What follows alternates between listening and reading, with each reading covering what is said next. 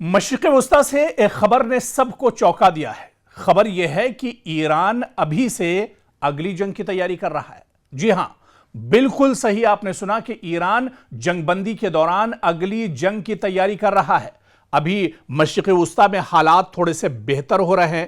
امریکہ اور ایران کے میز پر بات چیت کے لیے ایک بار پھر سے راستہ ہموار ہونے کی کوشش کی جا رہی ہے، لیکن جو خبر تہران سے آ رہی ہے اس نے پوری دنیا کو چونکا دیا ہے کہ ایران دراصل جنگ بندی کا تصور بھلے ایک طرح سے ہو، جنگ بندی کی کوششیں بھلے کی جا رہی ہوں، لیکن ایران دوسری طرف اگلی جنگ کے لیے تیار ہے، کیونکہ ایران کو معلوم ہے کہ اسرائیل کبھی بھی اس کے اوپر بہت بڑا حملہ کر سکتا ہے۔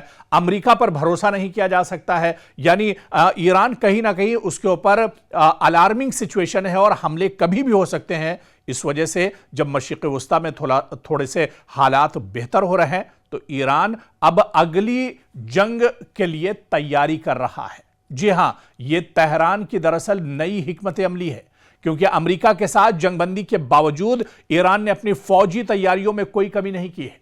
حالانکہ پوری طور سے ابھی پر جنگ بندی نہیں ہوئی ہے، کوئی اس کا باقاعدہ اعلان نہیں ہوا ہے، کوئی اس کے لیے روڈ میپ یا خاکہ تیار نہیں ہوا ہے، لیکن پھر بھی یہ کوشش کی جا رہی ہے، امید جتائی جا رہی ہے، بھروسہ ہے کہ آنے والے دنوں میں امریکہ اور ایران کے درمیان ایک طرح سے جنگ بندی ہو سکتی ہے۔ لیکن آپ دیکھیے کہ ایران اپنی فوجی تیاریوں میں ایک طرح پھر سے مصروف ہو گیا ہے، بلکہ الٹا اپنی عسکری صلاحیتوں کو مزید مضبوط بنانے میں پوری طاقت ایران نے جھونک دی ہے۔ سوال یہ کہ اگر جنگ بندی ہے یا جنگ بندی جیسے حالات بن رہے ہیں تو پھر اتنی تیزی سے ہتھیار بنانے اور فوج کو مضبوط کرنے کی ضرورت ایران کو کیوں پیش آ رہی ہے؟ یہ سوال بہت اہم ہے۔ میڈیا ذرائع کی ایک رپورٹ کے مطابق ایران نے جنگ بندی کے عرصے کو زیادہ سے زیادہ استعمال کرنے کی حکمت عملی اپنائی ہے۔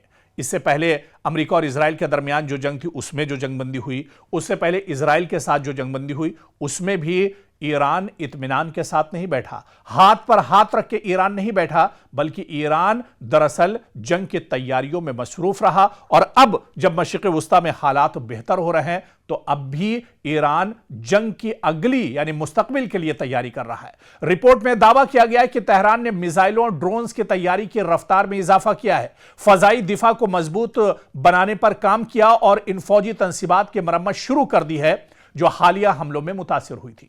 ایرانی حکام کا موقف ہے کہ امریکہ اور اسرائیل پر مکمل اعتماد نہیں کیا جا سکتا ہے، اس لیے جنگ بندی کو مستقل امن نہیں بلکہ ایک عارضی وقفہ سمجھا جا رہا ہے۔ اسی وجہ سے ایران اپنی دفاعی صلاحیت کو ہر قیمت پر برقرار رکھنا چاہتا ہے تاکہ اگر دوبارہ کشیدگی بڑھے تو پہلے سے زیادہ مضبوط پوزیشن میں ہو۔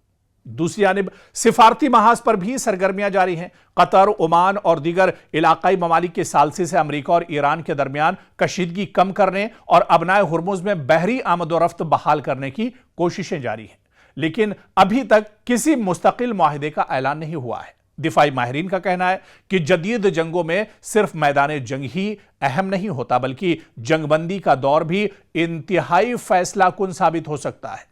جو ملک اس عرصے میں یعنی جنگ بندی کے دور میں اپنی فوج، اسلحہ اور دفاعی نظام کو زیادہ بہتر بناتا ہے وہ آئندہ کسی بھی ممکنہ تصادم میں برتری حاصل کر سکتا ہے۔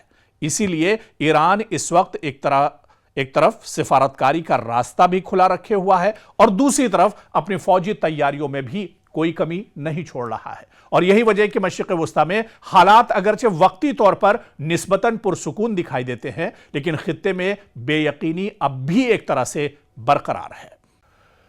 ایران کے حملوں سے اسرائیل میں کہاں پر سب سے زیادہ تباہی ہوئی ہے، یہ سوال سب سے امپورٹنٹ ہے۔ حالانکہ حالیہ دنوں جو جنگ چل رہی یا حالیہ دنوں مشرق وسطی میں جو حالات خراب ہیں اس میں اسرائیل دراصل کہیں پر ملوث نہیں تھا، لیکن اس سے پہلے جو دو جنگیں ہوئی، ایک اسرائیل اور ایران کے ساتھ، ایک اسرائیل امریکہ اور ایران کے ساتھ جو جنگ ہوئی ہے، اس میں اسرائیل کو کہاں کہاں نقصان پہنچا ہے، کتنا نقصان ہوا ہے، کتنی تیزی سے اسرائیل ابھر سکتا ہے یا اسرائیل کو کتنا بڑا دھچکا لگا ہے، دراصل اس کو یہاں پر سمجھنا بہت اہم ہوگا۔ جس اسرائیل کا دفاعی نظام دنیا کا مضبوط ترین سمجھا جاتا تھا، کیا ایران اس میں شگاف ڈالنے میں کامیاب ہوا ہے؟ اور पहली जंग जो 12 रोज तक चली थी, क्या पूरी दुनिया में यह जंग एक तरह से ज़ेर बहस भी रही थी। अगरचे इजराइल ने अपने फ़िज़ाई दिफा के जरिए बड़ी तादाद में ईरानी मिसाइल और ड्रोन तबाह किए, लेकिन इसके बावजूद कई मिसाइल इजराइल के अहम शहरों तक पहुंचे और जानी और माली नुकसान का सबब भी बने। तो किस तरह से नुकसान हुआ, कौन कौन शहर ईरान के हमलों की जद में आए, इसे भी समझना होगा। आप देखिए, जून 2025 जब तकरीबन 12 रोजा जंग के दौरान ईरान ने सैकड़ों बैलिस्टिक मिसाइल और 1000 से ज्यादा ड्रोन इजराइल की तरफ दागे थे। इजरायली फिजाई दिफा ने इनमें से अक्सरियत को रास्ते में ही तबाह कर दिया, लेकिन दर्जनों मिसाइल अपने टारगेट तक पहुंचने में कामयाब रहे। सबसे ज्यादा मुतासिर होने वाला इलाका तल अबीब और इसके अतराफ का वस्ती इजराइल था। कई मिसाइल रिहायशी इमारतों, कारोबारी मराकीज और हसास मकामात के करीब गिरे, जिससे इमारतों को शदीद नुकसान पहुंचा। बाज हमलों में आग भड़क उठी और कई रिहायशी टावर नाकाबिले रिहाइश हो गए, यानी कई अपार्टमेंट्स कह लीजिए, कई कंपाउंड्स ऐसे थे जो बुरी तरह से दरअसल तबाह हो गए। दूसरा बड़ा हदफ हैफा था ईरान का, जहां ईरान के हमलों में हैफा के कई सनती इलाके, ऑयल रिफाइनरी के अतराफ नुकसान की जो खबरें थी वो भी सामने आई, जिसके बाद तवानाई के शोबे और सनती सरगर्मियों पर भी इजराइल को बहुत बड़ा धचका लगा। और इसी तरह से जुनूबी इजराइल का शहर बेरशिबा भी मुतासिर हुआ, जहां कई बड़े सनती जो इदारे थे, कई फैक्ट्रियां थी, उसको भी दरअसल नुकसान पहुंचाया गया। और इसी तरह से बैतयम में एक रिहायशी इमारत पर मिसाइल गिरने से मुतादिद शहरी हलाक हुए, जिनमें बच्चे भी शामिल थे, कई अफराद भी इसमें जख्मी हुए। अगर मजमूई नुकसान की बात करें तो मुख्तलिफ मोतबर रिपोर्ट्स के मुताबिक इस जंग में इजराइल में कम अज कम कई अफराद हलाक हुए, जिनकी तादाद बहुत सी जगह पर 30 या उससे ज्यादा या 28 उससे ज्यादा बताई जाती है, और तकरीबन 1500 से 3200 अफराद जख्मी हुए। जी हां, ईरान के हमलों में 3000 से ज्यादा इजरायली बुरी तरह जख्मी हुए, और जख्मियों की तादाद मुख्तलिफ इदारों के आदाद शुमार में मुख्तलिफ बताई जाती है।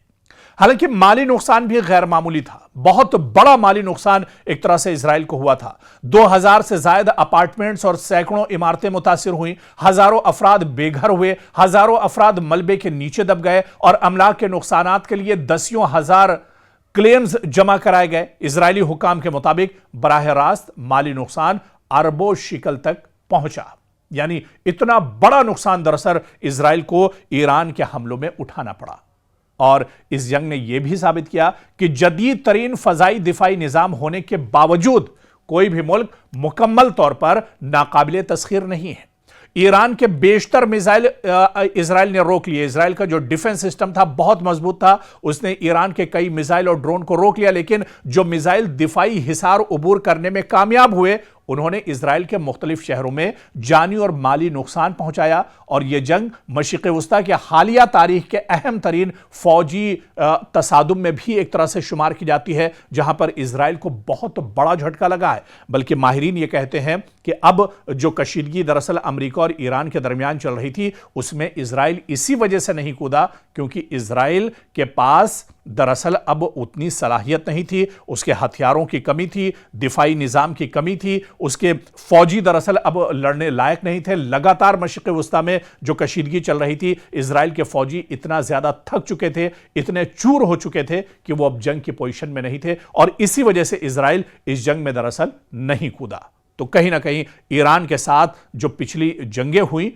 उसमें इजराइल को बहुत बड़ा नुकसान उठाना पड़ा है, और इससे उभरने के लिए अभी कई साल दरअसल इजराइल को दरकार होंगे।